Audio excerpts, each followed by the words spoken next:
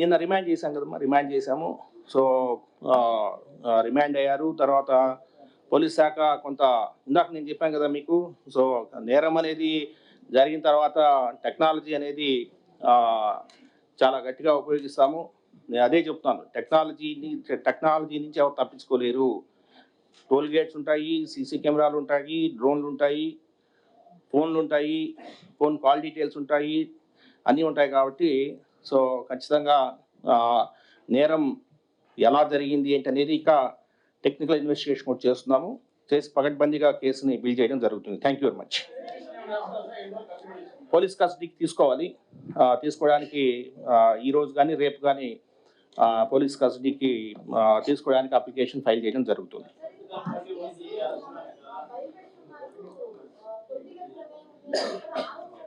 నేను అదే మా చెప్పింది, ఫాల్స్ ఆర్ ట్రూ అని అనేది టెక్నాలజీ ఇస్తే ఏ కారు వచ్చింది, ఏ కారు వెళ్ళింది, ఎటు పోయింది, ఏంటి అనేది నేను అదే చెప్తాను. సో దేని నుంచి అయినా తప్పించుకోగలరు కానీ టెక్నాలజీ నుంచి తప్పించుకోలేరు. Thank you. మరిన్ని వీడియోస్ కోసం ఛానల్ ని సబ్స్క్రైబ్ చేయండి. లేటెస్ట్ అప్డేట్స్ కోసం వాట్సాప్ ఛానల్ ని ఫాలో అవ్వండి. ఆ లింక్ డిస్క్రిప్షన్ లో ఉంది.